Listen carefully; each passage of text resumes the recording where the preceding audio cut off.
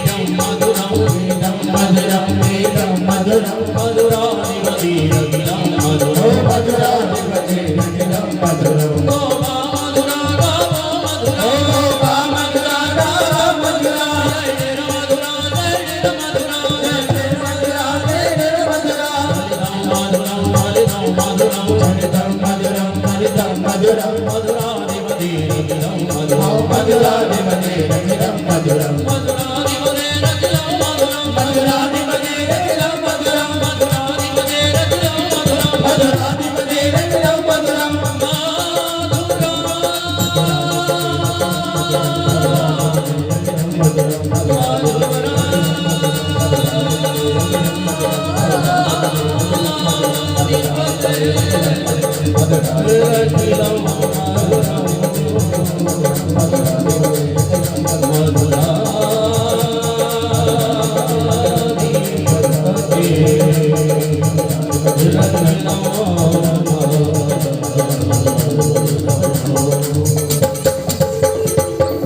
बोली मधुराधिपति भगवान की जय। जय जय श्री राधे। आइए सभी आगे आ जाए आरती के लिए, खड़े होकर के और भगवान की आरती का दर्शन करेंगे सभी। आइए सभी आगे आ जाए श्री राधे। ओम मेदकुं गवे प्रजननं मे असुरसवीरकुं सर्वगणकुं स्वस्तये आत्मा सनि प्रजा सनि पशु सनि लोक सन्नवय सनि अग्निः प्रजा बहुला मे करोत्तन्नं वयोरेतु समासु दत्त ज्वालामालिन्यै नमार्तनेश्वर्यै नमः दक्षिणानि सम्पूजयामि।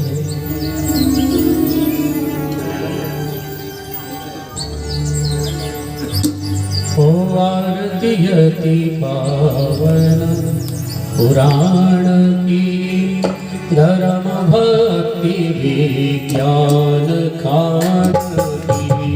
आरती अति पावन पुराण की धर्म भक्ति विज्ञान खान की। महापुराण भागवत निरामल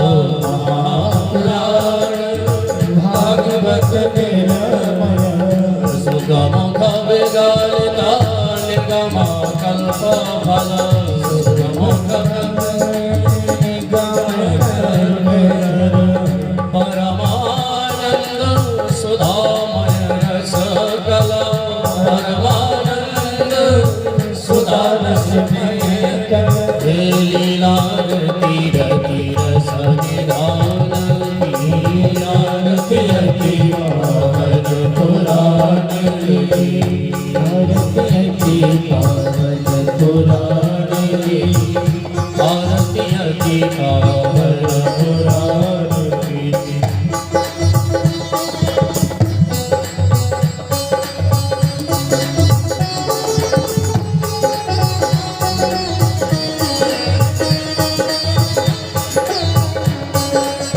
कलिमल मधर त्रिताप निवारिणी कलिमल मधर ताप निवारिणी जन्म मृत्युमया भव भयहारिणी जन्म मृत्युमया भयहारिणी सेवक सदा सकल सुखकारिणी सेवक सदा सकल सुखकारिणी सुमहोषधि हरि चरित गान की। आरती अति पावन पुराण की। आरती अति पावन पुराण की। विषय विलास विमोह विनाशिनी विमल विराग विवेक विकासिनी भगवत दात्म रहस्य प्रकाशिनी परम ज्योति परमात्म ज्ञान की। आरती अति पावन पुराण की। परमहंस मुनि मन उल्लासिनी परमहंस मुनि मन उल्लासिनी रस हृदय रस रस विलासिनी हृदय रस रस विलासिनी विमुक्ति मुक्ति रति प्रेम सुदासिनी मुक्ति मुक्ति रति प्रेम सुदासिनी भगवंगी जय सुजान की। आरती अति पावन पुराण की।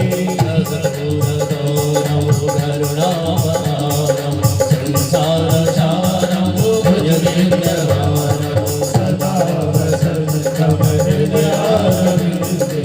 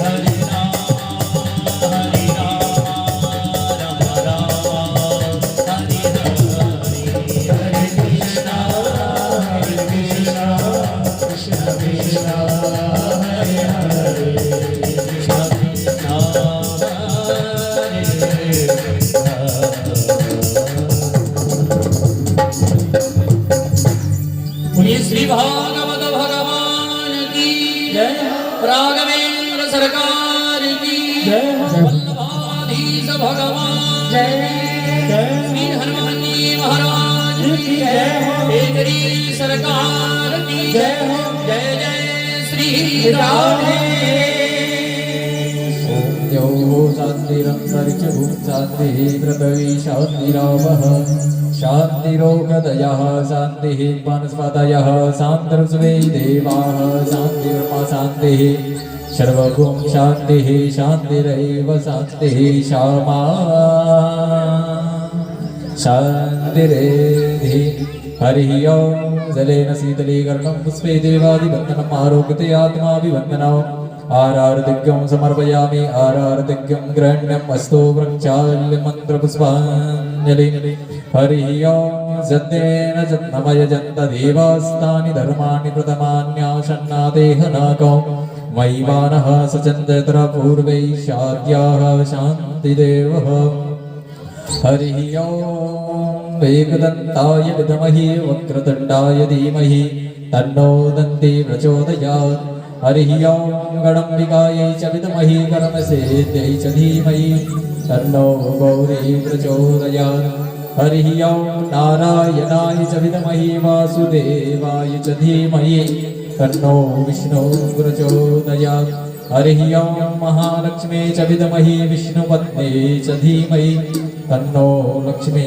प्रचोदयात् हरिः ओं दशरथनन्दनाय च विद्महे सीतवल्लभाय च धीमहि तन्नो श्रीराम प्रचोदयात् हरिः ओं जनकनन्दने च विद्महे रामप्रियाय च धीमहि तन्नो सीता प्रचोदयात् हरिः ओं नन्दनन्दनाय विद्महे यशोदानन्दनाय च धीमहि तन्नो श्रीकृष्ण प्रचोदयात् हरिः ओं वसुभानुजायै च विद्महे कृष्णो प्रियाय च धीमहि तन्नो श्रीराधा प्रचोदयात् हरिः ओं तत्पुरुषाय विद्महे महादेवाय च धीमहि तन्नो रुद्रा प्रचोदयात् हरिः ओं कात्यायनी च विद्महे कन्याकुमारी च धीमहि तन्नो देवी प्रचोदयात्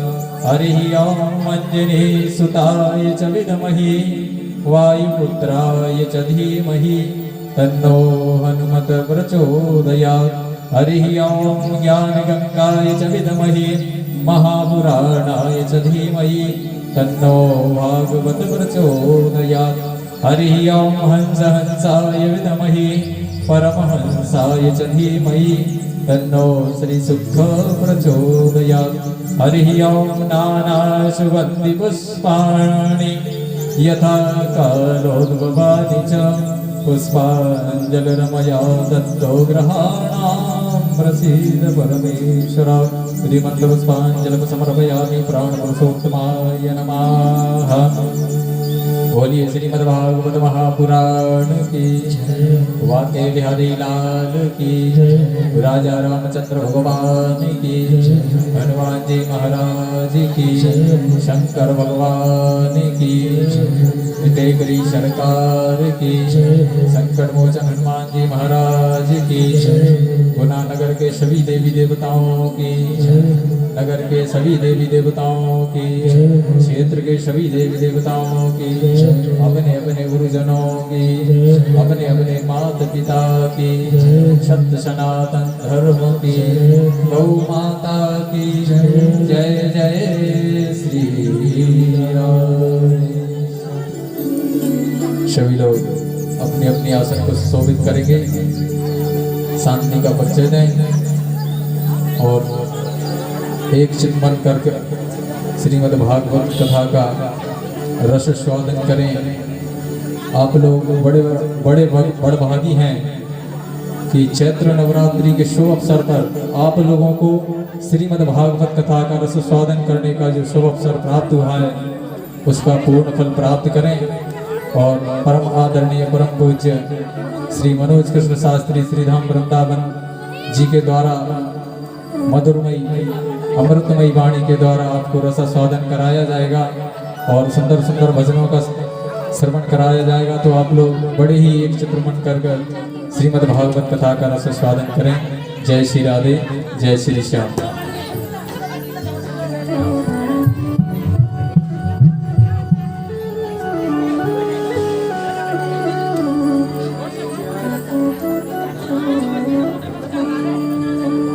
श्री राधे।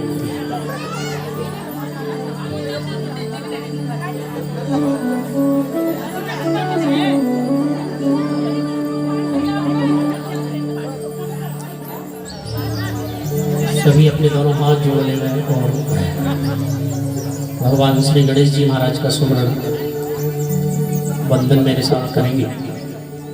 जिनको श्लोक आते हैं वो मेरे साथ दोहराएं, जिनको नहीं आती वो 7 दिनों में सीखने की कोशिश करें।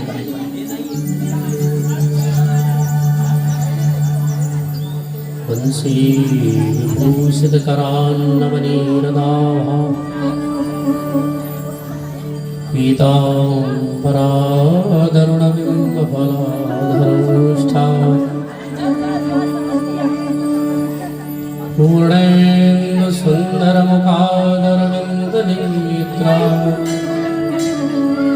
कृष्णात् परं किमपि तत्त्वमहं न जाने।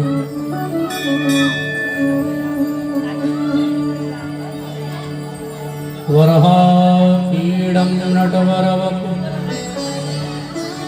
कर्णयो कर्णकारम् बिभ्रतवासः कनककपिसंवेदयन्ती च माला रन्ध्राणवेणुरधरसुधया पूरयन् गोपवृन्दैः वृन्दारण्यं स्वपदरमणं प्राविशदगीतकीर्तिः। गोपालबालं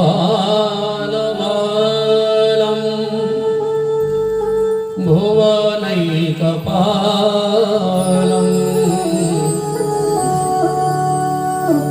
संसारमायामतिमोहजालम्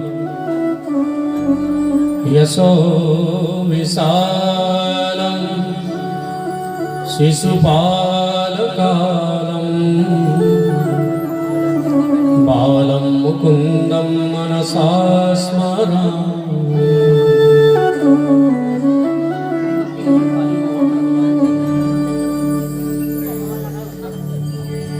यं प्रव्रजन्तमनुवेदमवेदकृत्यम् द्वीपायनो विरह कातरया जुहावा पुत्रेति तन्मयतया तरवो विनेन्दु तं सर्वभूतहृदयं मुनिमानतोऽस्मि।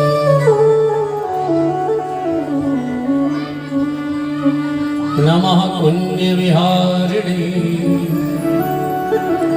नमः पुण्यविहारिणे स्वामी श्रीहरिदासाय गुरुणां गुरुवे नमः। अतुलितबलधामं हेमशैलावदेहं धनुजवनकृशालं ज्ञानिनामाग्रगण्यम् सकलगुणनिधानं वानराणामधीशम् रघुपतिप्रियभगतं वातजातं नमामि।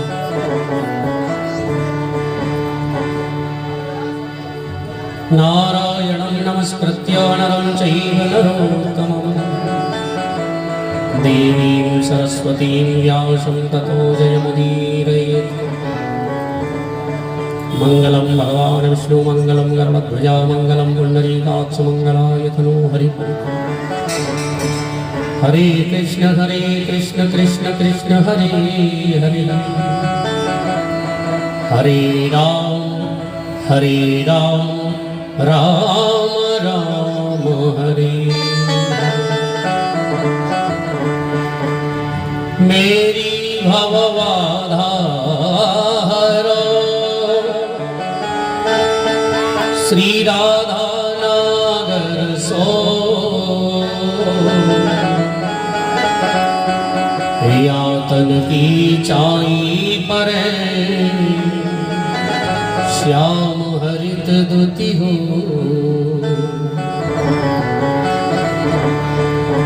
श्री राधा मेरी स्वामिनी मैं राधे को दास जन्म जन्म मोहि दीजियो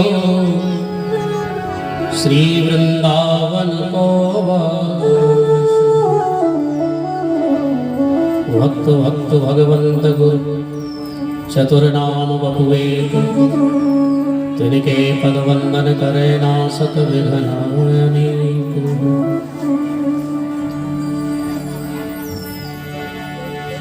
मैं सब द्वार को छोड़ के आयो तिहारी द्वार। श्री वृषभान जो की लाडली जरा मेरी ओर निहार। बोलिए श्री गणेश जी महाराज की वृंदावन बिहारी लाल की राघवेंद्र सरकार की शंकर भगवान की जगत जननी दुर्गा मैया की नवरात्रि महापर्व की केकरी सरकार की संकट मोचन हनुमान जी महाराज की शव संतन की शव भगतन की नमः पार्वती पतये हर हर महादेव।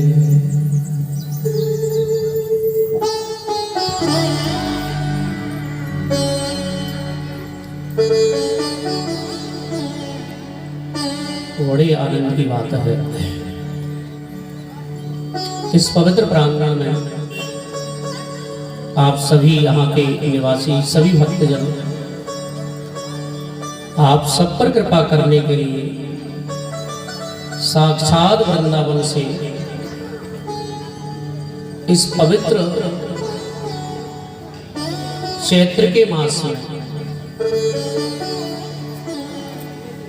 कहते हैं चैत्र का जो महीना है ना ये बड़ा पवित्र महीना होता है।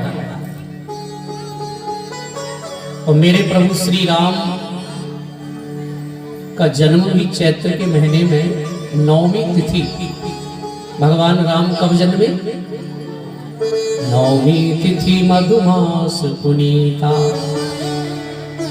चैत्र के महीने का एक और नाम है मैयाएं ध्यान में, क्या नाम है चैत्र के महीने का?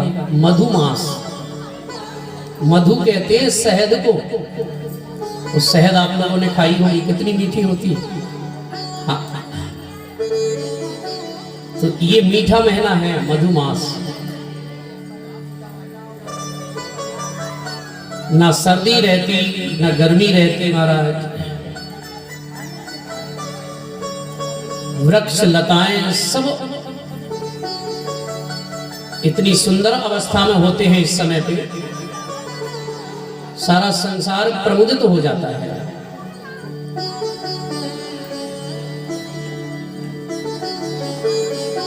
और चैत्र नवरात्रि इस महीने में भगवान की कथा होना ये भी एक सौभाग्य की बात है। सर्वप्रथम सभी दोनों हाथ जोड़ करके श्री राधा माधव के चरणों में प्रणाम करें। राघवेंद्र प्रभु हमारे यहाँ विराजमान अभी अभी जो प्रतिष्ठा हुई है भोले बाबा नर्मदेश्वर भगवान, जो भोले बाबा राम जी की कथा के अनन्य रसिया हैं, और श्री संकट मोचन हनुमान जी महाराज तो सर्वप्रथम यहाँ के देव हैं जो धीरे धीरे करके अपने जितने भी परिवारजन है ना, जैसे भोले बाबा को बुला लिया, इस तरह से अब राम जी कृष्ण जी सभी को धीरे धीरे बुलाएंगे, ऐसा अब प्रतीत भी होता है। यही बैठे बैठे हनुमान जी के चरणों में वंदन करें, टेकरी सरकार के चरणों में वंदन।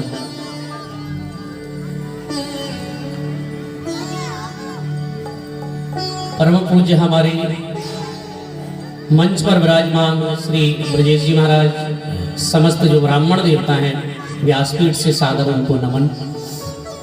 हमारे मंदिर के पुजारी श्री अन्नू महाराज जी कहते हैं,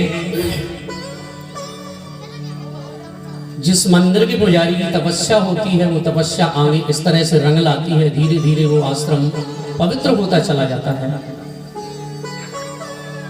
तो यही तो भजन का प्रभाव है, यही तो उनकी तपस्या का प्रभाव है कि कार्यक्रम पे कार्यक्रम हो रहे हैं ठाकुर जी के, अभी अभी प्रतिष्ठा और इसके बाद फिर शायद एक ही महीना नहीं था, हाँ, भगवान की कथा।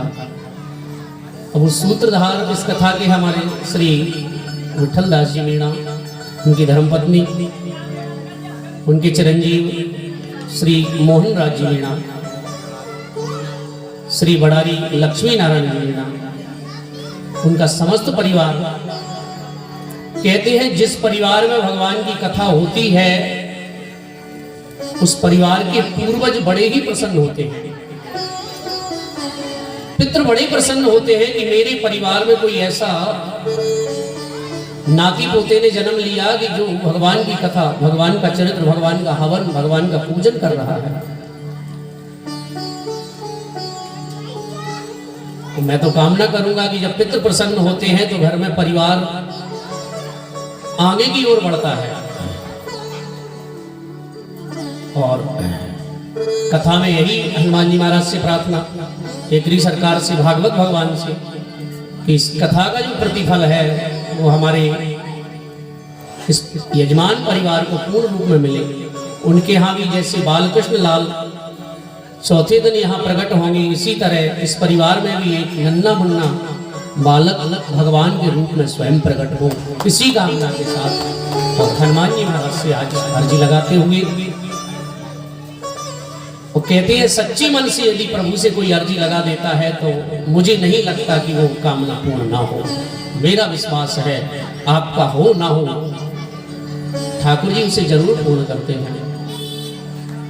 सामवेद के धनी भाई संगीत कलाकार बंधु साधना नमन करते हुए उनको, और सभी यहाँ विराजमान श्रद्धालु भक्तजन, माताएं बहनें, सभी को आज की कथा में प्रवेश करने से पहले जय श्री राधे, जय श्री सीताराम।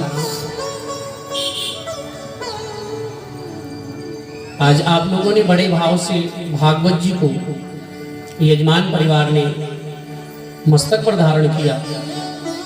कहते हैं भागवत को मस्तक पर धारण करना करोड़ों करोड़ों जन्मों के पापों को समन करना है। और माताएं जो कलश रखती हैं, भागवत सिर पर क्यों रखी जाती है पता है आपको? नहीं है? हे भगवान, अब हमारी भी गलती है, हम ये बात सुना नहीं पाए पहले की कथाओं। देखिए, भागवत को सिर पर इसलिए धारण किया जाता है कि महाराज ये जो कथा सिर पर धारण कर ली, एक सिर पर धारण होने के साथ साथ ये हमारे मस्तिष्क में प्रवेश कर जाए, इससे हमारा उद्धार हो जाए, हमारा कल्याण हो जाए, इसलिए मस्तक पर धारण की जाती है भागवत। अच्छा, माताएं कलश धारण क्यों करती हैं पता है? भागवत कथा प्रारंभ होने से पहले कलश धारण इसलिए किया जाता है। कलश जो होता है ना, मिट्टी का कलश, उसमें जब जल भरा जाता है तो जल कितना ठंडा होता है, शीतल।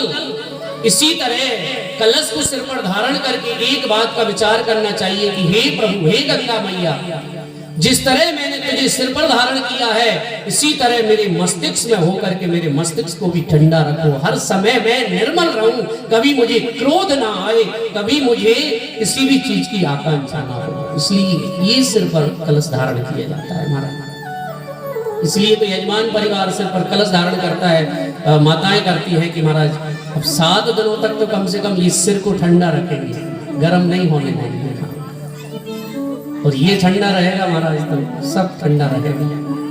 हाँ जी, तो आइए, बांके बिहारी जी आज प्रथम दिवस है, हम लोग बिहारी जी को मनाएं कि प्रभु आप आओ और आकर के ऐसा रंग बरसाओ हमारे जीवन में कि हमारे जीवन में आनंद ही आनंद हो। आपका हमारे हृदय में आगमन हो, हमारे पंडाल में आगमन हो, ऐसी कामना करते हुए मेरे बिहारी जी को मनाइए। आइए मेरे साथ गाइए। बांके बिहारी गिरधारी,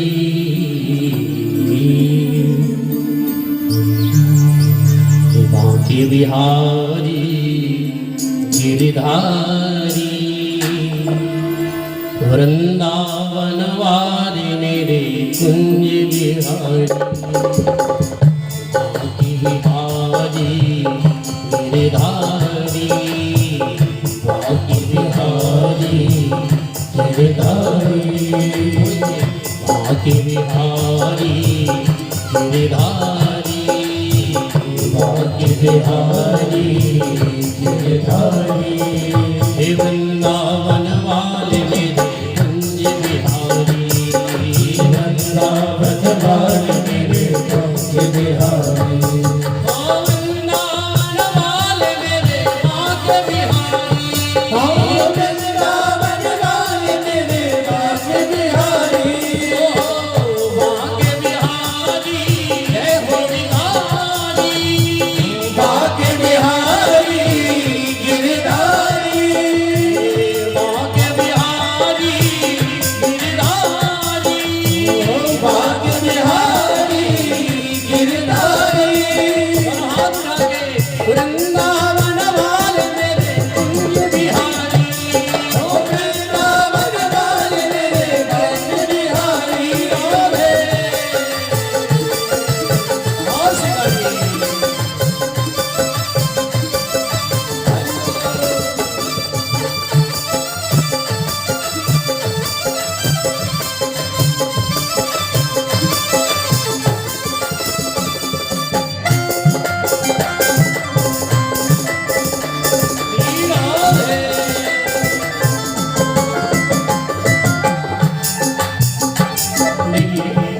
वृंदावन से मेरे बांके बिहारी पधारे हैं, क्या उनके लिए तालियां नहीं बजेंगी? भाव से करो, हाथ उठा के श्री राधे।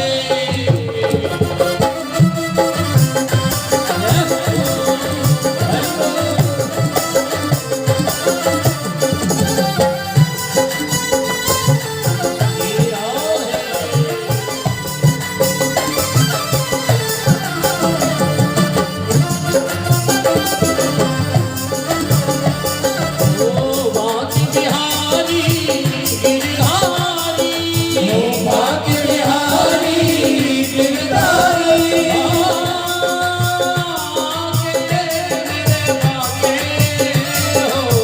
बांके बिहारी गिरधारी, बांके बिहारी गिरधारी, वृंदावन वाले मेरे कुंज बिहारी, वृंदावन वाले मेरे बांके बिहारी, वृंदावन वाले मेरे कुंज बिहारी, वृंदावन वाले मेरे कुंज बिहारी, राधे।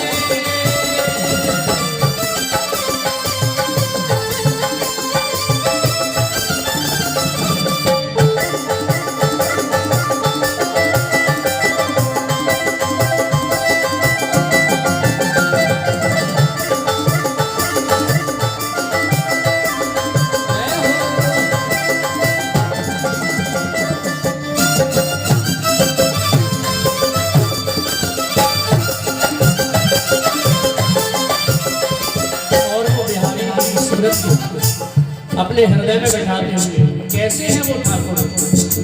पहले यहाँ कुंडल यूं ही रहो, अलकावल यूं ही सवारे रहो,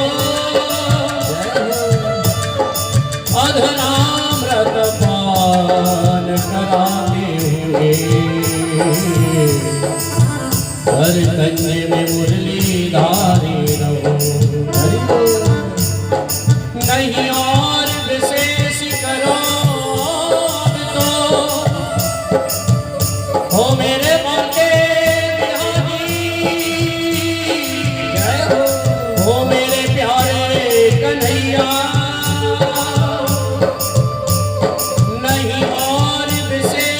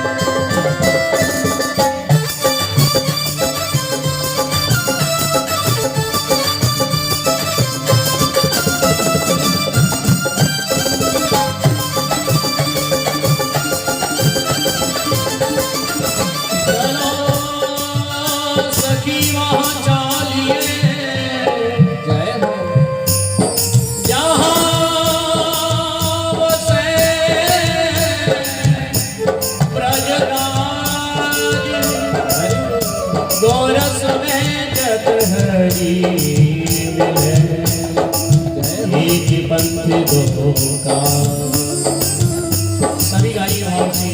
बांके बिहारी गिरधारी, बांके बिहारी गिरधारी, वृंदावन वाल मेरे कुंज बिहारी, वृंदावन वाल मेरे कुंज बिहारी, वृंदावन वाल मेरे कुंज बिहारी, वृंदावन वाल मेरे कुंज बिहारी, ओ मेरे बांके बिहारी, ओ मेरे बांके बिहारी, मेरे कुंज बिहारी, ओ मेरे कुंज बिहारी, ओ मेरे बांके बिहारी, ओ मेरे बांके बिहारी, ओ मेरे कुंज बिहारी, ओ मेरे कुंज बिहारी, ओ मेरे बांके बिहारी, ओ मेरे बांके बिहारी, ओ मेरे कुंज बिहारी, ओ मेरे बांके बिहारी, मेरे बांके बिहारी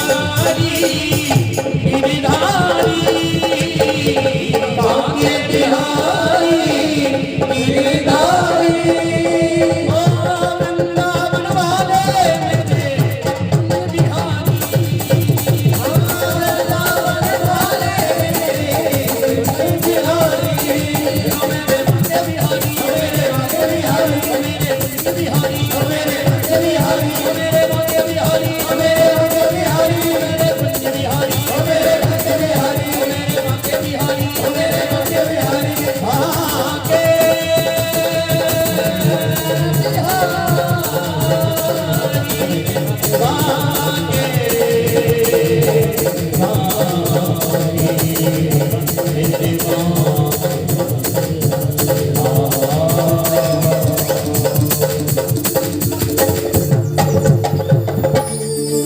बोली मांगे बिहारी लाल की जय, जय जय श्री राधे।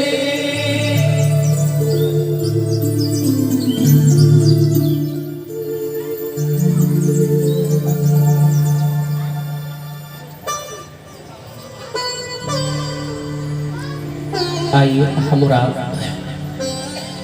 मन को ले चले श्री नैमी सारण क्षेत्र में।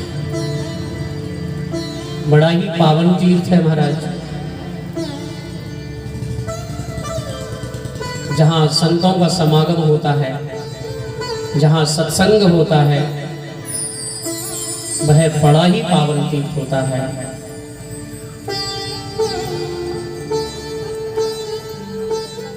88,000 संत जहाँ विराजमान हैं, वो कैसा पावन स्थान होगा।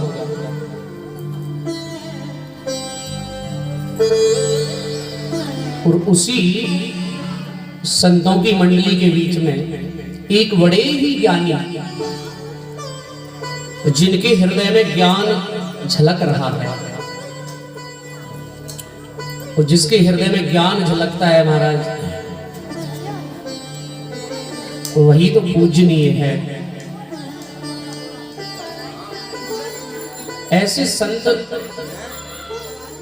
जिनका नाम है श्री सूत, जो वेद व्यास जी महाराज के परम प्रिय शिष्य हैं।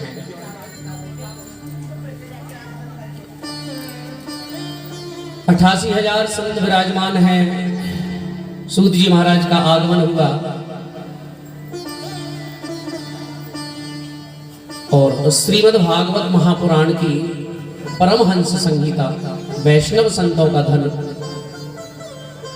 ऐसे अनंत कोटि ब्रह्मांड नायक भगवान कुंज निकेश राधा रमण बाधा हरण श्री वृंदावन बिहारी श्री वृषभान नंदिनी आनंद गंदनी श्री राधा रानी की कृपा करुणा से सभी संत जनों ने आज एक प्रश्न पूछा। और देखिए, जब तक प्रश्न नहीं पूछा जाएगा तब तक कथा कैसे आगे बढ़ेगी। हम और आप तो प्रश्न पूछते हैं, कोई बड़ा संत आ जाए तो उससे यही पूछेंगे महाराज कि हमारा कारोबार कैसे चलेगा, हमारी दुकान कैसे चलेगा। ऐसी कोई भभूति देके जाओ, लेकिन संत ऐसे प्रश्न नहीं करते। संतों ने सूत जी को प्रणाम किया अब ये बड़ी संकोच वाली कथा है महाराज कि बड़ी उम्र का व्यक्ति कोई छोटे व्यक्ति को प्रणाम करे तो संकोच तो लगेगा। अब आप लोग भी यहाँ विराजमान है, बड़े बड़े बुजुर्ग, लेकिन यहाँ तिलक किया जाता है, बंधन किया जाता है। ये किसी इंसान का पूजन नहीं है, किसी शरीर का पूजन नहीं है, अपितु ये गद्दी का पूजन है, ज्ञान का पूजन है।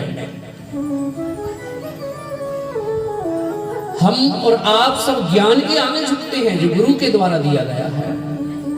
वो सदगुरु कौन है? सदगुरु स्वयं नारायण है।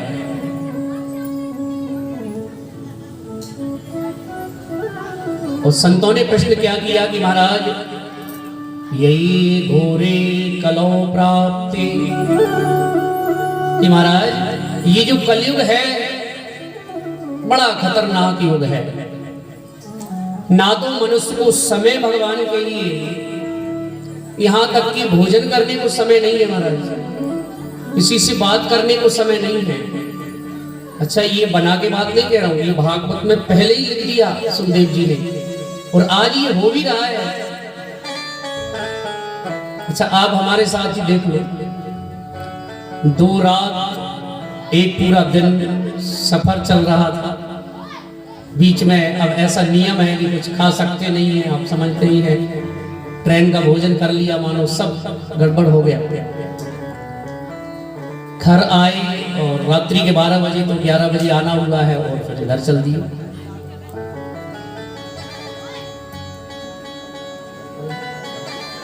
हाँ, क्योंकि यहाँ जो शिव जी की प्रतिष्ठा करा के गए हैं ना, तब से एक भी दिन शायद है आराम किया हो। यहाँ का मुहूर्त हमारे श्री विठल दास जी मीणा जी का ऐसा मुहूर्त हुआ कि इसके बाद कथा पर कथा हुई, और 4 कथा और है। हाँ हाँ हाँ, किसी किसी का जो मुहूर्त होता है ना ऐसा फलित होता है।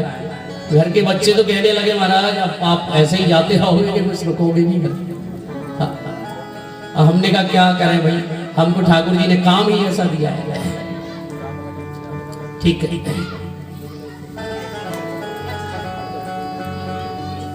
तो ये घोर कलयुग है ना,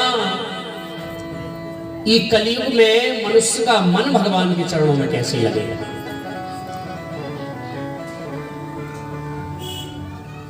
जो मानव दानवता की ओर बढ़ रहा है, तो वो मानव को दानव की तरफ ना जाकर के मानव कैसे बनाया जाए? भाई मानव को भगवान बनाना तो बड़ी मुश्किल की बात है, लेकिन 88,000 महाराज जो संत हैं वो प्रश्न क्या करते हैं कि जो मानव दानव बन चुका है, अच्छा नहीं बना मानव दानव, अभक्ष भोजनों का सेवन, भगवान ने कितनी सुंदर प्रकृति दी है, फल खाओ, फ्रूट्स खाओ, रसगुल्ले खाओ। देखिए कितनी पावन पावन आइटम है खाने को संसार में, लेकिन फिर भी व्यक्ति मांसाहार की तरफ दौड़ रहा है। ये दानव का नहीं तो क्या है? हमारी भागवत में 56 प्रकार के व्यंजन तो वही गोकुल में ही बनी, जिनके पास अन्न का दाना नहीं था, रहने को मकान नहीं, पहनने को कपड़े नहीं, उनके घर 56 प्रकार के व्यंजन बने, वो सब शाकाहारी भोजन बना। तो सूत जी ने कहा महाराज मानव को दानव और दानव से फिर से मानव बनाने की एक ही दवा है। वो कौन सी दवा है? श्रीमद् भागवती वार्ता। भागवत की कथा यदि किसी को सुना दी जाए तो वो व्यक्ति दानव से मानव फिर से बन सकता है। और लेकिन ये कथा इतनी साधारण नहीं है, कोई चाहे कि महाराज पैसे से भगवान की कथा खरीद ले तो संभव नहीं है। इसको तो झुक करके प्राप्त किया जा सकता है, श्रद्धा से लिया जा सकता है, भाव से लिया जा सकता है, भगवान को भाव से अपना बनाया जा सकता है। भगवान को यदि पुत्र बनाना है ठाकुर जी को तो भाव हृदय में लाइए। मैया यशोदा के यहां धन नहीं था, मैया यशोदा कोई बहुत ज्यादा पढ़ी लिखी नहीं थी, लेकिन उनके हृदय में भाव था। और भगवान स्वयं कहते हैं, भाव का भूखा हूं मैं, भाव ही बस सार है।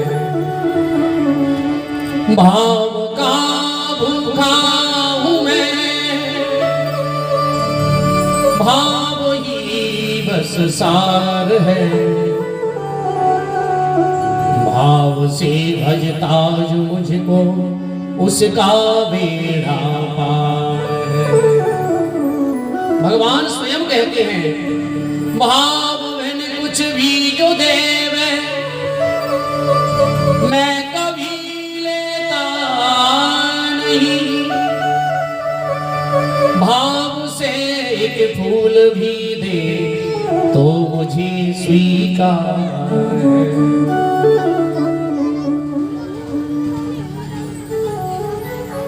तो ये भगवान की कथा का जो फल है, ये भाव से प्राप्त होता है, प्रेम से प्राप्त किया जा सकता है, धन से नहीं।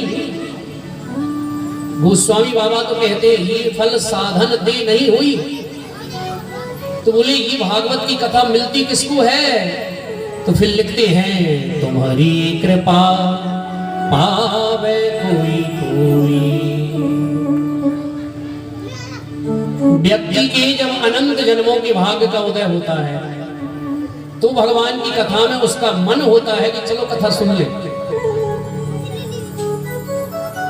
और कथा में मन ना लगे तो समझो शायद पूर्व के कुछ जो पाप है ना, वो उदय हो चुके हैं। और मन लग रहा है तो समझ लो, भाग्योदयेन बहु जन्म समर्जितेन शतसंगमं चलवति पुरसो यदा वै अज्ञान हेतु कृत मोह मदान्धिकार ना संविदाय हितयोदयते विवेका। वो जिसे ही अभिमान रहता है कि हम तो भैया भगवान की कथा करवा लेंगे पैसे की, डरा के धमका के, लेकिन ध्यान देना नहीं, ये कथा कहते हैं जिसको ये अभिमान है धन का, अभिमान जहां आया वहां फिर ये कथा का जो प्रसाद है वो निष्फल हो जाता है। एक शायर ने बड़ी सुंदर बात लिखी है कि जिसको अभिमान है अपने बल का, अपने धन का, कहा है वो तैरते तैरते भी डूब गए। जिनको खुद पर गुमान था वो तैरते तैरते भी डूब गए।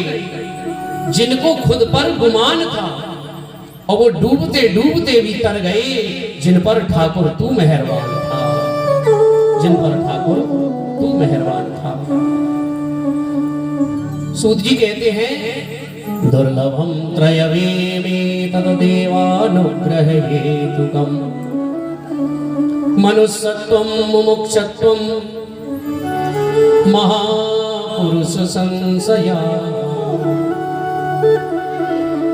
88,000 संतों से सूत जी कहते हैं कि दुर्लभम त्रयवे तद, 3 चीजें संसार में बड़ी दुर्लभ हैं।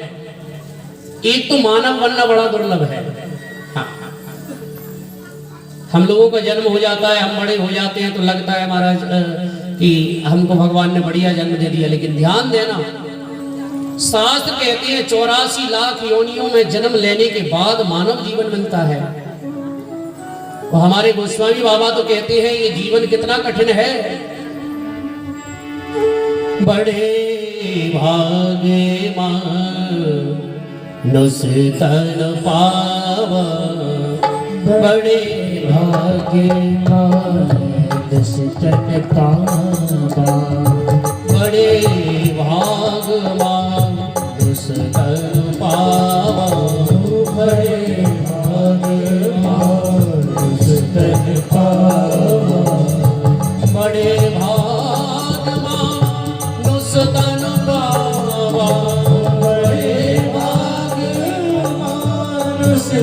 पावा, बड़े भाग नुसतन पावा, बड़े भाग नुसतन पावा,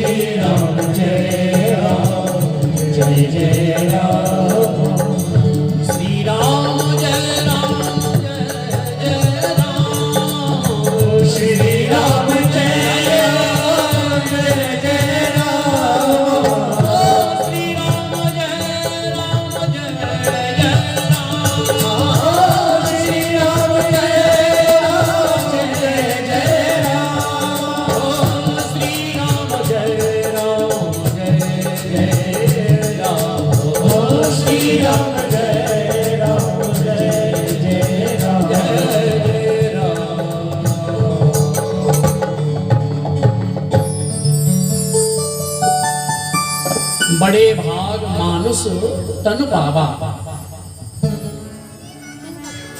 सूद जी कहते हैं कि 3 चीजें बड़ी कठिन है। पहली बात तो मानव शरीर मिले, ये भी बड़ी मुश्किल से मिलता है। लगता जरूर है कि ये सुलभ है, बहुत जल्दी मिल गया, लेकिन सुलभम सुदुर्लभम, जो चीज सुलभ होती है वो उतनी ही दुर्लभ होती है। मानव शरीर मिल जाए तो समझना ये दुर्लभ है और मैंने तुम्हारे लिए दिया है, भगवान कहते हैं सुलभ करके दिया है। हाँ, क्योंकि मानव जब गर्भ में आता है तो 9 महीने तक उल्टा लटका रहता है महाराज, नीचे सिर ऊपर पैर, भजन करता है, प्रभु बाहर निकालो, तो भगवान कृपा करके बाहर भेजते हैं। वो कह के आया कि मैं भजन करूंगा, लेकिन जैसे ही बाहर आया महाराज भजन नहीं किया, आते ही राम नहीं कहा, कृष्ण नहीं कहा, क्या कहा, कहां मैं कहां था, कहां आ गया। तो मैया क्या गोदी में लेके कहती है बेटा कहीं नहीं, तो मेरा बेटा है। तो जो प्रेम भगवान से था, जो भाव भगवान से था, वो माता से जुड़ गया।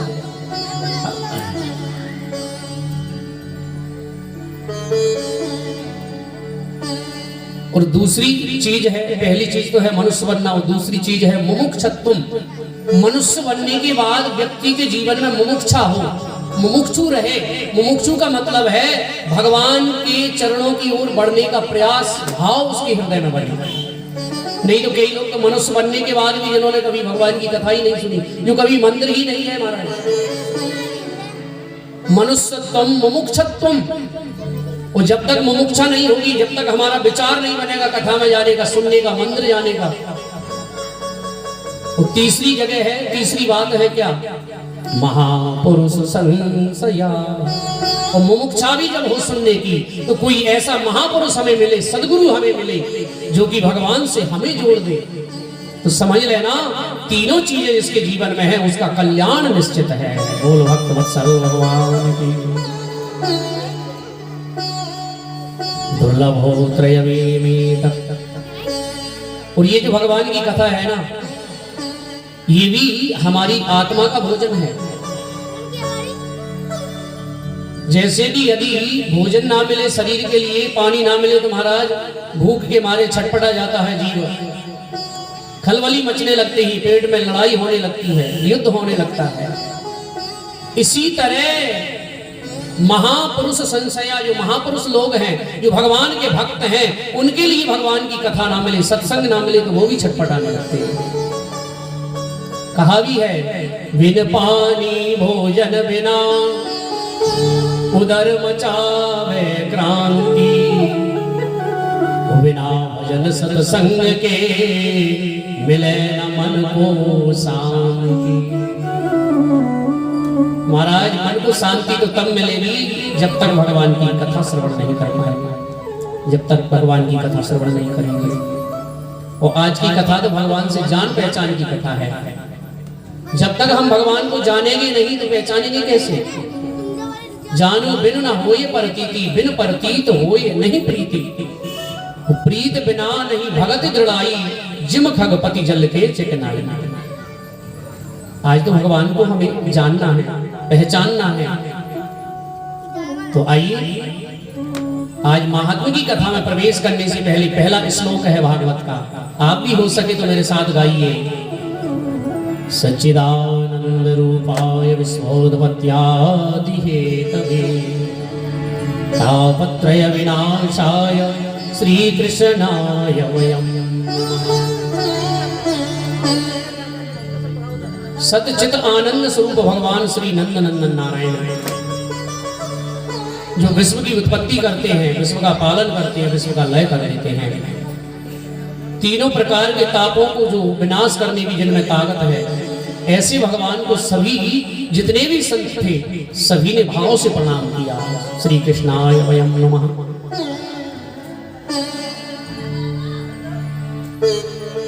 सूद जी महाराज कहते हैं कि भागवत ऐसी है कि कोई दुखी व्यक्ति है उसका दुख दूर कर देती है, पापी है पाप दूर कर देती है। गंगा में स्नान करने के बाद व्यक्ति के पाप तो धुल जाएंगे, लेकिन फिर से आकर के पाप उसको लग जाएंगे महाराज। कैसे लग जाएंगे? गंगा जी में सब लोग पाप धुलने के लिए जाते हैं महाराज, पाप धुल जाए। तो एक बार गंगा जी से पूछा कि देवी आप ये बताओ, ये पाप, इतने लोगों के पाप आप कहाँ रखती हो? गंगा जी ने कहा महाराज मैं पाप रखती थोड़ी हूँ। तू कहाँ ले जाती हो पाप? बोले महाराज मैं तो बहती हुई हूँ और गंगा में जो पाप आते हैं मेरे अंदर उनको बहा करके मैं समुद्र में पहुंचा देती हूँ। कहाँ? समुद्र में, अपने पास नहीं रखती। समुद्र से पूछा भैया आप उन पापों का क्या करते हैं? समुद्र कहता है कि मैं भी अपने पास नहीं रख सकता, वो पाप मेरे जीवन में आएंगे तो मैं भी उन पापों को सहन नहीं कर सकूंगा।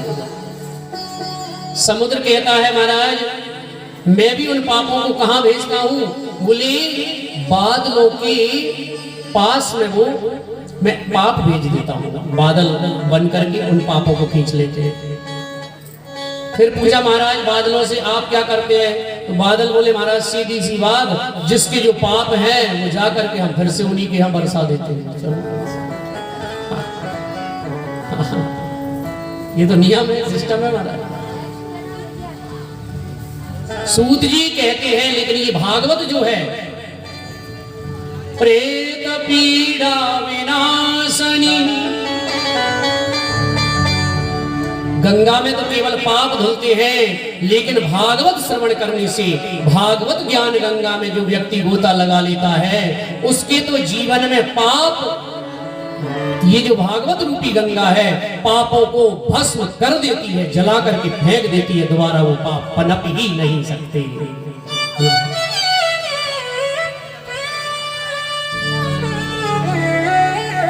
वो पापों को भस्म करने की ताकत, पापों को छीण करने की ताकत केवल भागवत में है, ध्यान रखना।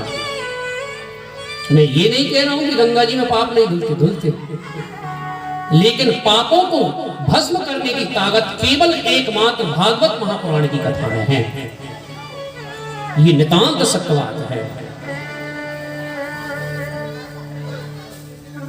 दुखी कौन थे महाराज? किसका दुख दूर हुआ भागवत सुनने से?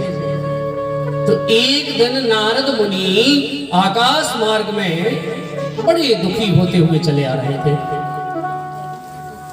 तो ब्रह्मा जी के मानस पुत्र हैं सनक, सनंदन, सनातन, सनत कुमार, चारों भाई मिले। सनकादिक ऋषियों ने नारद को देखा और देख करके समझ गए कि ये बड़ा दुखी है। पूछा हे नारद किम दुखस्य कारणम, तुम्हारे दुख का कारण क्या है?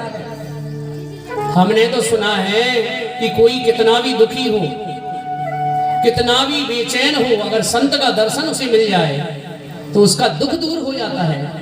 संत के दर्शन मात्र से दुख दूर हो जाता है। लेकिन हो महाराज सच्चा संत तो, लेकिन आज आप जैसा नारद जैसा संत ही दुखी है। तो सनत कुमारों को नारद जी सुनाने लगे कि हे महाराज मैं संसार में भ्रमण करने गया और कहां पहुंचा? हम तो पृथ्वी यातो ज्ञात्वा सर्वोत्तमामिति। महाराज मैं पृथ्वी पर गया तो कहां गया? पुष्करम च प्रयागम च काशीं गोदावरीं तथा। पुष्कर गया, प्रयाग गया, काशी गया, वृंदावन गया, मथुरा गया, सब में घूमा। ये नारद सुना रहे हैं।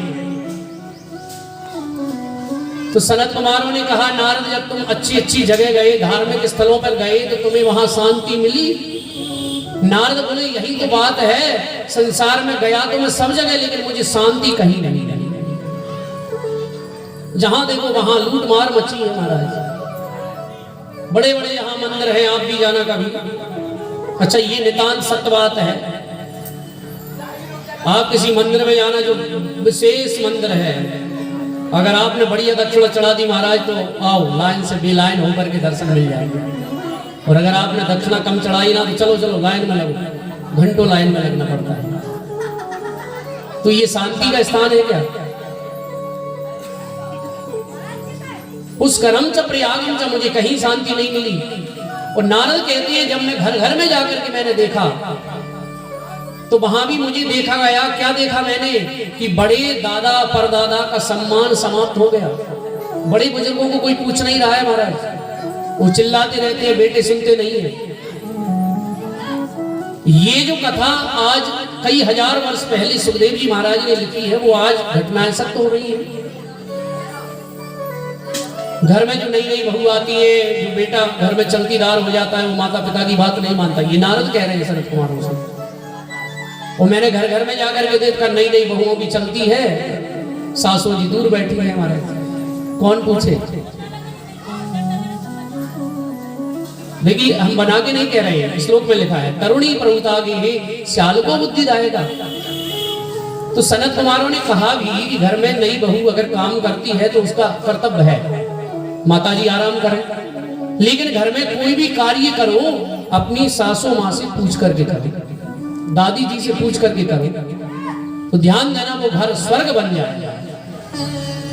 हाँ, देखिए करना तो हमारे नव युवकों को है, लेकिन फिर भी हम अपने दादा परदादा से पूछेंगे तो ध्यान देना उसका सम्मान का बहुत बड़ा महत्व होता है। सम्मान जरूर है, लेकिन यहाँ तो महाराज बोले दादी जी से सासू जी से तो कोई पूछता नहीं है। साल को बुद्धि दाएगा, ससुराल से बुलाते हैं साले को कि क्यों करवाएं कि नहीं, ये जो भंडारा है अगर उसने कह दिया तो ठीक है महाराज, नहीं तो नहीं। साल को बुद्धि दाएगा। और फिर लिखा है कन्या विक्रयणो लोभान, साले की सलाह जिसने घर में ली है ना, वो बर्बाद हो गया वो घर। इसका प्रमाण है कौरव जो थे, उनका जो मामा था शकुनी, उसने सलाह दी तो सारा कौरव वंश बर्बाद हो गया, है ना। इसलिए हमारे ब्रज में कहावत भी है, दीवाल बिगाड़े आरो। दीवाल में ज्यादा अलवारियां निकालोगे तो दीवाल कमजोर पड़ जाएगी। दीवाल बिगाड़े आरो और घर बिगाड़े, समझदार सब पहले ही बोल देंगे। मुझे लगता है कथा में आधी कथा आप लोग खुद बोल देंगे, अकेले छोड़ दो बीच में महाराज। कन्या विक्रयणो लोभा। और नारद कहते हैं कि कलयुग में लोग कन्याओं का विक्रय करने लगे और होने भी लगा। और दंपति नाम चकलगनम, कलयुग में कोई संत नहीं बोलेगा, सब झूठ का सहारा लेंगे, झूठ कपट से ही माया को जोड़ेंगे। ये कलयुग का वर्णन है। तो बोले मैंने जब घर घर में जाकर देखा मुझे शांति नहीं मिली, लेकिन मैं जब श्री धाम वृंदावन में गया तो वृंदावन है हमारा। वहां मैंने क्या देखा, नारद कहते हैं एक स्त्री जवान, उसके 2 पुत्र बूढ़े। अब आप देखना कितनी विचित्र कथा है कि माँ तो है जवान और बेटे हैं बूढ़े। ये माँ कोई और नहीं है, भक्ति माँ। वृंदावन में भक्ति जवान है, सब भक्ति करते हैं, राधे राधे, रिक्शा वाला राधे राधे, साइकिल वाला राधे राधे, हर कोई राधे राधे। ज्ञान को कोई नहीं जाने, ज्ञान और वैराग्य जो है ना वो बूढ़े हो गए। ऐसा श्री धाम वृंदावन महाराज। जब मैं वहां गया तो वो माता रो रही थी भक्ति कि हे नारद मेरे ये पुत्रों का बुढ़ापा दूर करो, तुम संत हो। तो मैंने वहां पर गीता जी के श्लोक गाए, वेदों के मंत्र पढ़े, लेकिन असर तो हुआ, लेकिन कुछ समय के लिए हुआ। बीमारी उनसे ठीक नहीं हुई, कम होने का प्रयास तो हुआ। तभी एक आकाशवाणी हुई कि हे नारद ज्ञान वैराग्य के बुढ़ापे को मिटाना चाहते हो, भक्ति माता का कष्ट जो है कि उसके पुत्र बूढ़े हो गए, उसको दूर करना चाहते हो तो तुम सत्कर्म करो। अच्छा, नारद कह रहे हैं कि महाराज मेरी ये समझ में नहीं आया कि ये सत्कर्म होता क्या है। क्या दान करना सत्कर्म है? अब आप लोग भी बताइए सत्कर्म होता क्या है? क्या किसी को भोजन कराना सत्कर्म है या किसी को दान देना सत्कर्म है?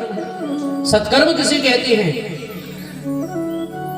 तो आप बड़े ध्यान से सुनिए कथा। सत्कर्म कहते हैं भागवत से बड़ा नारद कोई सत्कर्म नहीं है, क्योंकि इसको कराने वाला एक व्यक्ति पैसा खर्च करता है, हजारों लोग सुन करके इसको सुधर जाते हैं। इससे बड़ा कोई सत्कर्म नहीं है संसार में। सबसे बड़ा सत्कर्म है भागवत की कथा कराना। इसलिए हे नारद तुम भागवत की कथा सुनाओ, ज्ञान वैराग्य का बुढ़ापा दूर हो जाएगा। अच्छा, ये भागवत कहती है महाराज कि बूढ़ा आदमी भी जवान हो सकता है भागवत सुनकर के। अब आप लोग सोच रहे हैं महाराज जी इतनी कथा आप कर गए, आज तक कोई बूढ़ा आदमी जवान नहीं हुआ। अच्छा, बूढ़ा आदमी नाचने लग जाए ठुमका ले लेके तो तुम क्या कहोगे, वो बूढ़ा है? यही तो जवानी है, कुछ क्षण के लिए आ जाती है। ठाकुर जी का जन्म उत्सव होता है, नाचने लगते हैं बूढ़े बूढ़े व्यक्ति, समझो वो जवानी आ गई। भागवत की कथा जवानी दे देती है, लेकिन कब तक, ये सुनने का हमारा भाव प्रस्तुत करता है कि हम किस भाव से सुन रहे हैं। ठाकुर जी की कृपा, वो भागवत कोई साधारण नहीं है, ध्यान देना। श्री नारद मुनि ने जब ये सुना तो भागवत कथा करवाने की तैयारी करने लगे। गंगा जी के किनारे एक मंच बनाया, उस पर सनक सनंदन सनातन सनत कुमार बैठे और वहां वो कथा सुनाने लगे। भक्ति ज्ञान वैराग्य विराजमान है, कथा सुनाने लगे। महाराज एक कथा तो ये भी आती है कि काशी में एक ब्राह्मण था। ब्राह्मण, कोई काम धंधा नहीं था, बस भागवत की पोथी लेकर के मंदिर में बैठ जाए और भागवत का पाठ करे। घर आए तो पत्नी परेशान, रोज कहती महाराज कुछ तो करो, कुछ काम दाम करो, लेकिन उनका मन काम में नहीं लगता ब्राह्मण देवता का, बस पोथी लें और भागवत का पाठ करें। पत्नी थोड़ा बहुत इधर उधर काम कर लेती और कुछ उसी से घर का गुजारा होता। बहुत जीवन में गरीबी, भगवान गरीब किसी को ना बनाए। गरीबी एक ऐसा अभिशाप है कि जो गरीब व्यक्ति होता है, ध्यान देना, गरीबी जब जीवन में आ जाती है तो खास रिश्तेदार बात करने से संकोच करता है।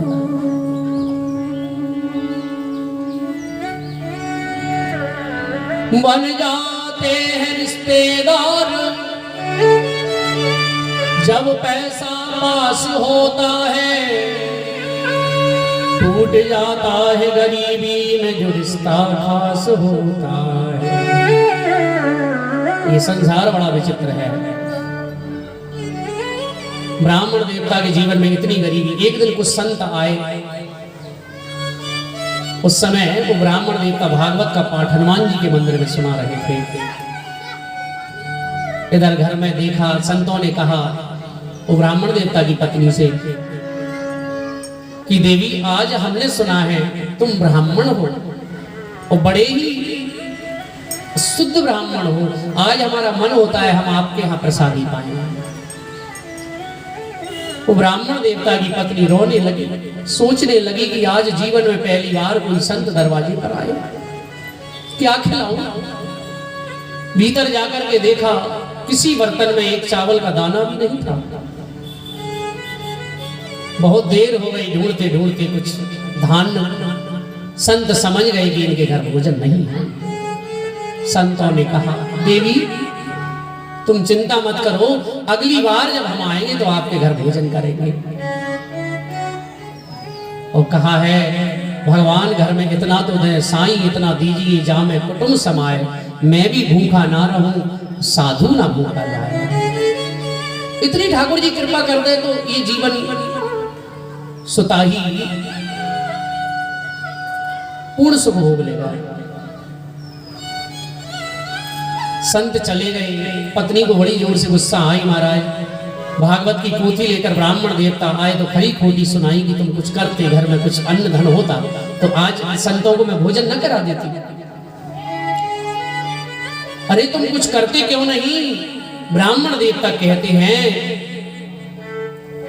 कि मैं तो, तुम कहती हो किसी की हम मजदूरी करूं, अरे मैं ऐसे व्यक्ति की मजदूरी कर रहा हूं। संसार का व्यक्ति किसी भी मजदूर की मजदूरी नहीं रखता, लेकिन मेरा गोपाल की कोई मजदूरी करे तो संसार में ये ऐसा सेठ है, इसकी मजदूरी वो कैसे रख लेगा, ये तो कहीं ना कहीं से जरूर देगा। ठाकुर जी की कृपा। पत्नी ने दो चार बातें सुनाई, पति देव गए जाकर के, सोचा कि जंगल में जाकर के भागवत की पोथी लेकर के पाठ करने लगे। इधर पत्नी बहुत गुस्से में। गंगा जी के किनारे जब भागवत जी का पाठ किया ब्राह्मण देवता ने, तो एक ठाकुर जी के कानों में आवाज पहुंची। और ऐसी कौन सी जगह है जो ठाकुर जी नहीं देख रहे हैं? सब कुछ देख रहे हैं भगवान। भगवान ने एक बालक का रूप धारण किया और एक बड़ी सी डलिया में हीरे जवाहरात सोना चांदी भर करके सिर पर रख के भगवान और ब्राह्मणी के दरवाजे पर पहुंच गए। सांकल खटखटाई, देवी दरवाजा खोलो। दरवाजा खोला, पूछा तुम कौन हो, कहां से आए हो? तो भगवान मौन बन गए कि हमारी वाणी नहीं है, हम बोल नहीं सकते। इशारे से कहा, बोल नहीं सकते महाराज। तो तुम कौन हो, किसने भेजा, इसमें डलिया में क्या है? तो भगवान ने कहा कि कुछ कागज पेन दो, हम लिख के बता देंगे। ब्राह्मणी कागज पेन लाई, उस पर भगवान ने लिखा अपने हाथों से कि मैं, आप जो ब्राह्मण देवता हैं, मैं उनका यजमान हूं। वो मेरे घर कई सालों से नौकरी करते हैं, लेकिन मुझसे कभी नौकरी के बदले उन्होंने पैसा नहीं लिया। और आज मैं उनके जीवन की जो नौकरी है ना, उसका पैसा देने आया। मैं साहूकार हूं, मैं सेठ हूं, लेकिन मेरी वाणी नहीं है, मैं बोल नहीं सकता। देखा डलिया के ऊपर से जैसे ही कपड़ा हटाया, हीरे जवाहरात देख करके ब्राह्मणी प्रसन्न हो गई महाराज। अब तो जिस पति से वो नाराज थी ना, मन ही मन सोच रही है कि मैं कितनी गलत थी, मैं पति को खरी खोटी सुनाती रही। वो देखो हमारे लिए कितनी मेहनत करते रहे। और महाराज घर में धन रखा और भगवान तो चले गए ठाकुर जी।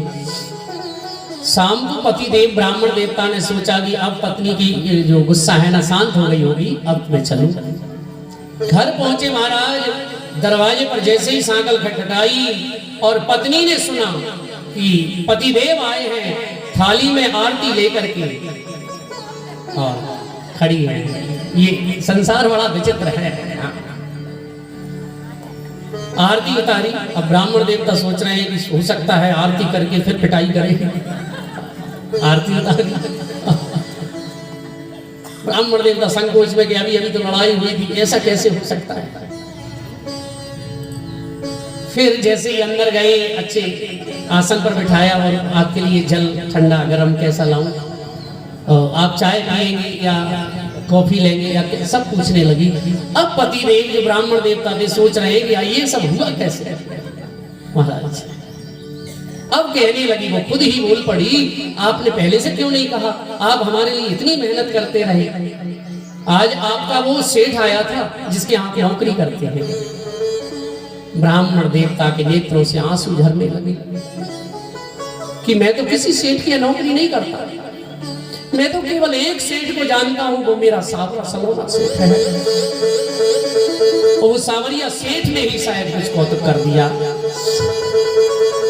पत्नी बोली, मैं झूठ नहीं बोलती, चलकर देखो तो देखा धन ही धन भरा हुआ है, सोना चांदी हीरे जवाहरात।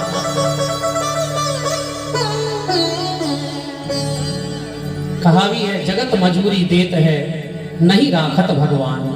सारा संसार मजदूरी देता, भगवान किसी की मजदूरी नहीं रखते।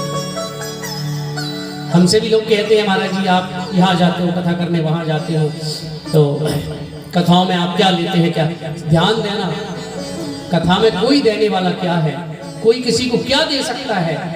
ये जो भागवत की कथा के हमारे गुरुजी तो कहते थे अनमोल वचन है, इसका तो एक एक शब्द का कोई मोल नहीं दे सकता।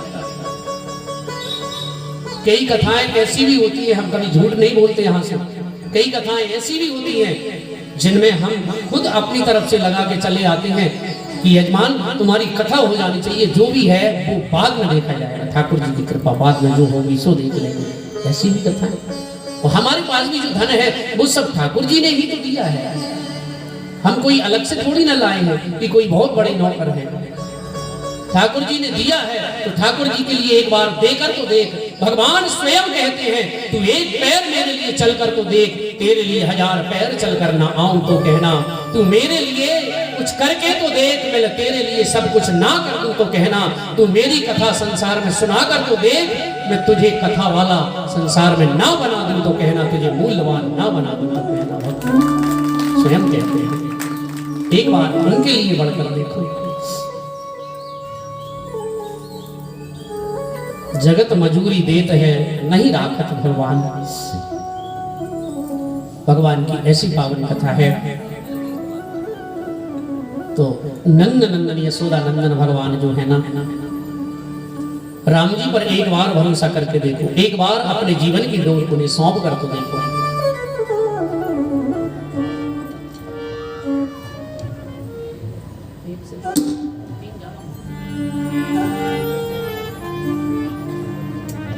हो तो राम जी करेंगे बेड़ा पार, उदासी मन काहे को करे तो राम जी करेंगे बेड़ा पार, तो राम जी करेंगे बेड़ा पार, उदासी मन काहे को करे। सभी गाइए। राम जी करेंगे बेड़ा पार, उदासी मन काहे को करे। श्री राधे।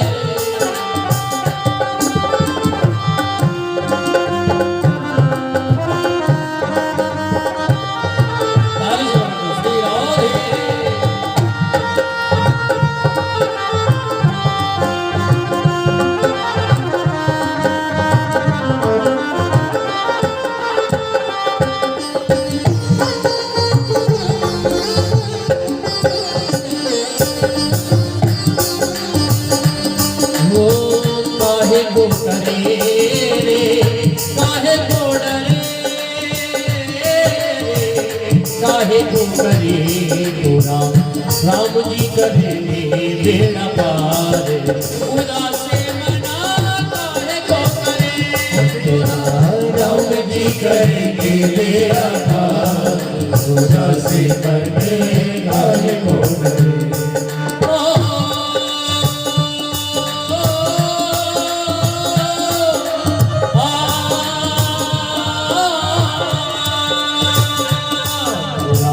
राम जी करेंगे बेड़ा पार, राम जी करेंगे बेड़ा पार, उदासी मन काहे को करे।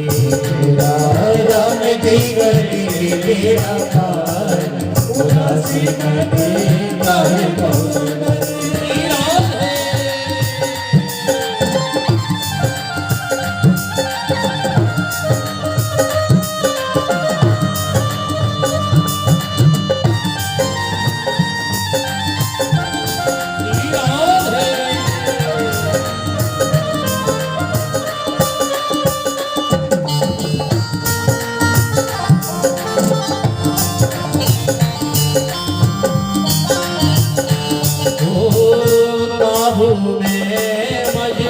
धारे उसी के हाथों में पतवारे उसी के, बाहों में पतवारे उसी के, हाथों में पतवारे उसी के। वो काबू में मझधार उसी के, हाथों में पतवारे उसी के, काबू में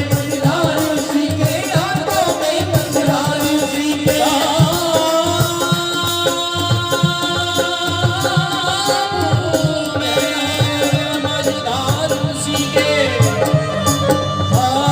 हाथों में पतवारे उसी के। एक काबू में मझधार उसी के, हाथों में पतवार उसी के, काबू में मझधार उसी के, हाथों में पतवार उसी के। डोरी सौंप के तुझे एक बार, डोरी सौंप के तुझे एक बार, डोरी सौंप के तुझे एक बार, डोरी सौंप के तुझे एक बार, उदासी मना काहे को करे। राम जी करेंगे बेड़ा पार, उदासी मन काहे को करे। श्री राधे।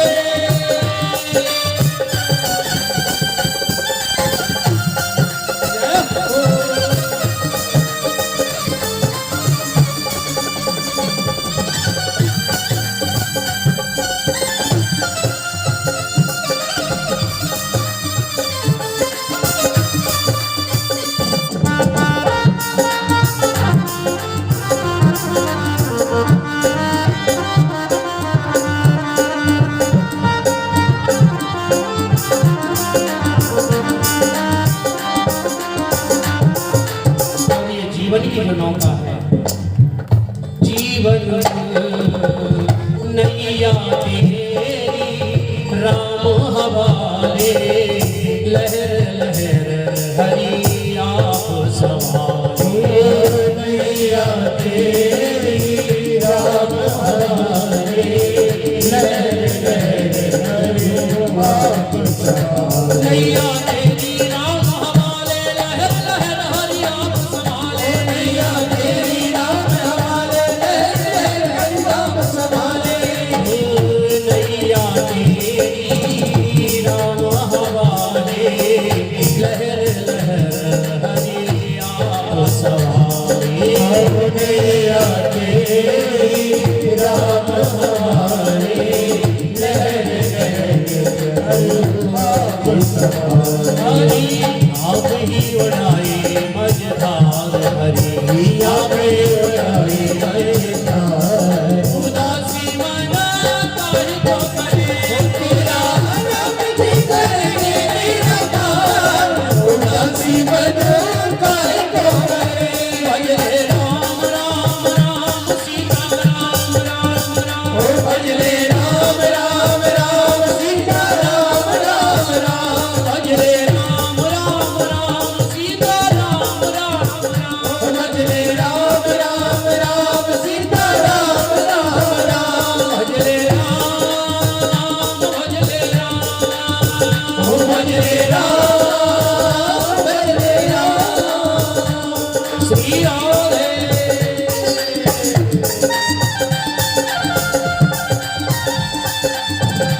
श्री राधे।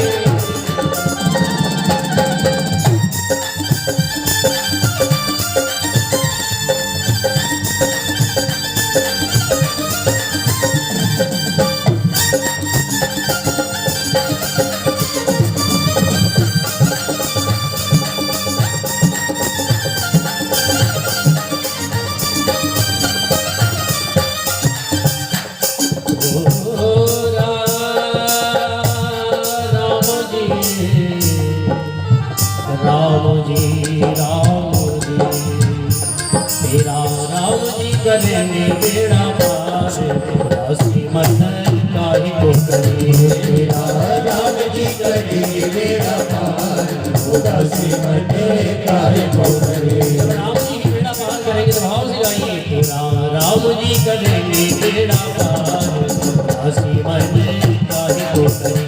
तेरा राम जी करेंगे बेड़ा पार, उदासी मन काहे को करे।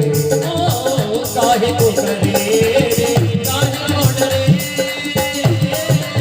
काहे को करे रे राम जी करेंगे बेड़ा पार, उदासी मन काहे को करे। राम जी करेंगे बेड़ा पार, उदासी मन काहे को करे। राजा राम राम राम सीता राम राम राम। राजा राम राम राम सीता राम राम राम। राजा राम राम राम सीता राम राम राम। राजा राम राम राम सीता राम राम राम। राजा राम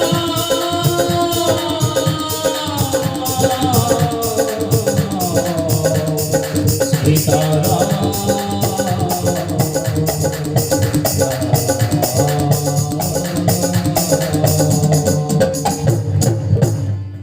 तो राम जी करेंगे बेड़ा पार, उदासी मन काहे को करे।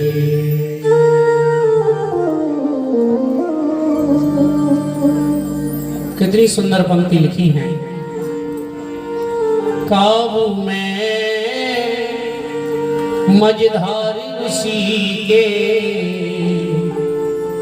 हाथों में पतवार उसी के। संसार की नदियां उसी के हाथ में हैं, लेकिन फिर भी भगवान जब लीला करने आते हैं राम बन करके, और प्रभु को जब गंगा से पार होना होता है तो किसे बुलाते हैं? केवट को। इधर सुमंत जी जो थे ना, राजा दशरथ के जो मंत्री, वो भगवान को छोड़ने आए गंगा के किनारे तक। तो भगवान कहते हैं सुमंत जी से कि आप लौट जाओ। पिताजी जो दशरथ जी महाराज हैं वो दुखी हो रहे होंगे, उनकी सेवा करना। और इधर भगवान केवट को बुलाते हैं।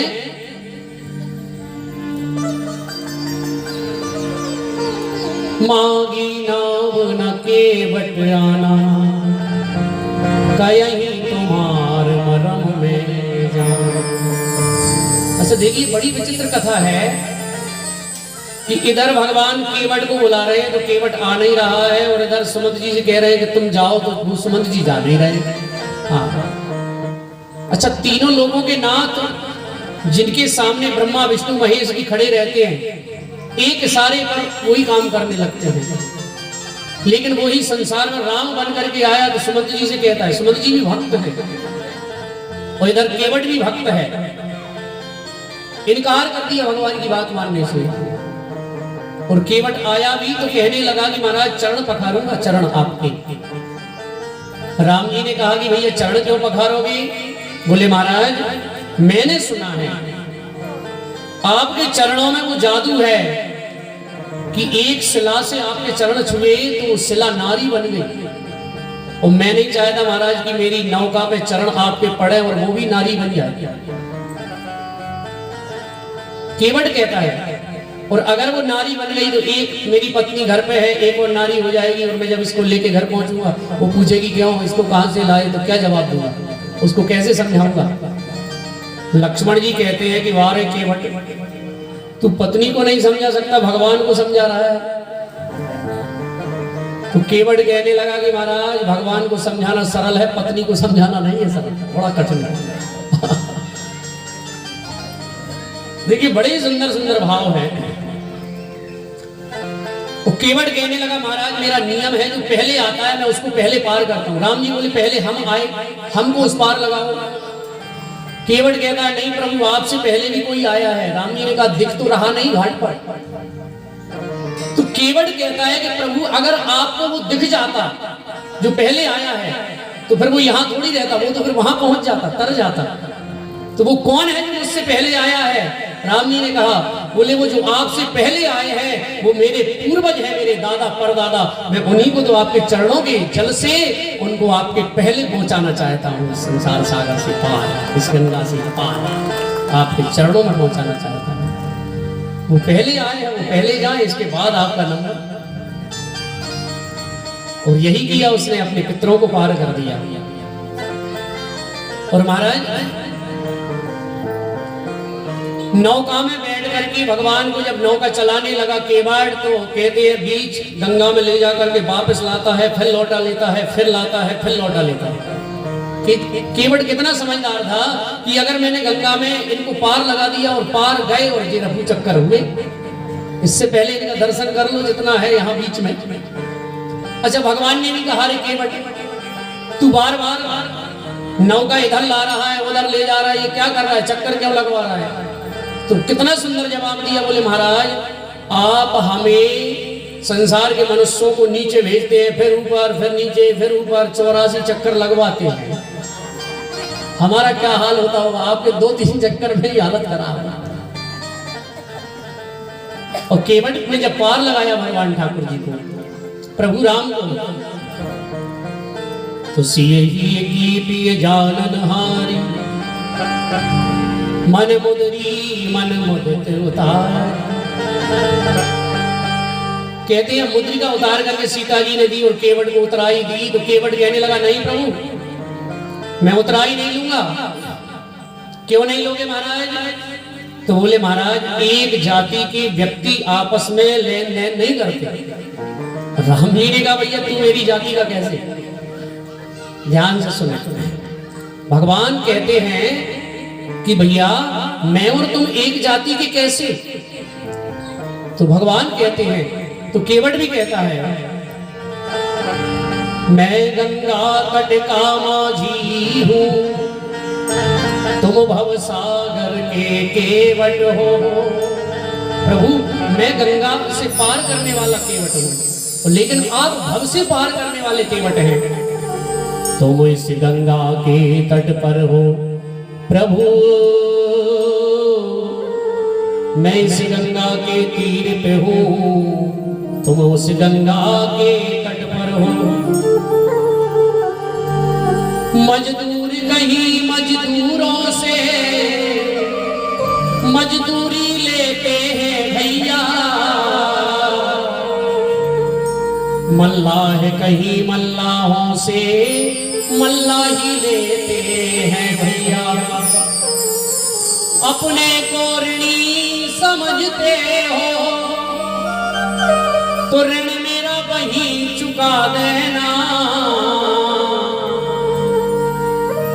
मैंने तुमको यहाँ पार किया, तुम मुझको पार लगा देना। प्रभु मैंने आज आपको उतारा है, आप उतार दो मुझे। अच्छा क्या कहता है केवट? बोले महाराज जी अब भगवान बार बार पूछते हैं कि तू कहता था कि हम एक जाति के हैं, एक जैसे हैं। अच्छा केवट फिर कहता है धीरे से क्या? देखो प्रभु आप अपनी तरफ देखो, आप भी काले और राम जी कैसे हैं? काले। और केवट धूप में तप के काला हो गया। केवट ने कहा महाराज आप मेरी तरफ देखो, मैं कैसा लग रहा हूँ? भगवान ने कहा काले। तो बोले महाराज आप भी काले मैं भी काला, तो हुए ना भाई भाई। इसलिए केवट कहता है प्रभु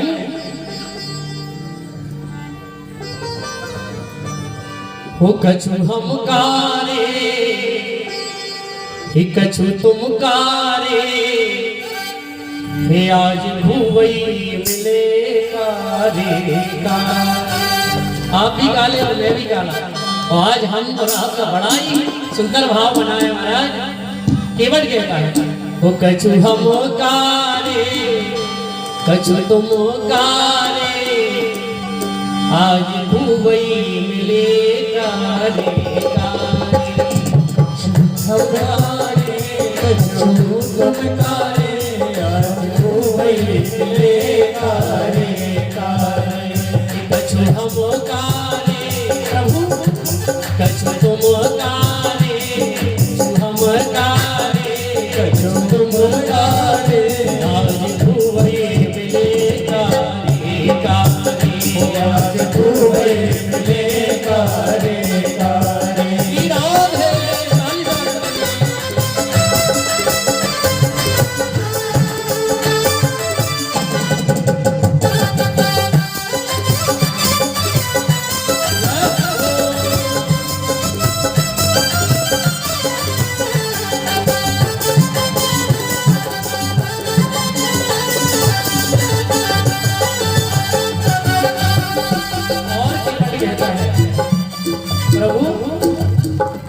तुम नावारे, तुम नावारे, तुम्हारे पास कौन सी नाव है? ये भवसागर से पार करने वाले। और हम नावारे, तुम नावारे, हम नावारे, तुम नावारे, आज भूवई मिले पारे पारे, आज भूवई मिले पारे पारे।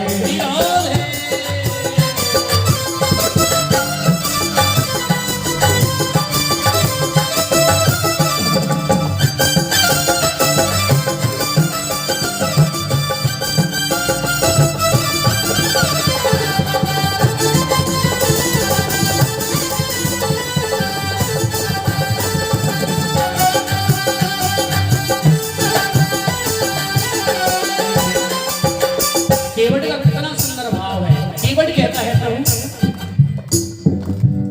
कछु हमने उतारे, कुछ तो गंगा से पार हमने किए, और कछु हमने उतारे, कछु तुमने तारे, कछु हमने उतारे, कछु तुमने तारे। केवट की और भगवान की कितनी विशेषताएं हैं। केवट कहता है मैंने भी उतारे और आपने तारे, आपने उतारे और कितने तारे? एक कछु हमने उतारे, कछु तुमने तारे, आज भूवई मिले कारे कारे, आज भूवई मिले कारे कारे। एक कछु हम कारे, कछु तुम कारे, पुकारे आज भूवे मिले कारी कारी आज मुंबई मिले कारे कारे राधे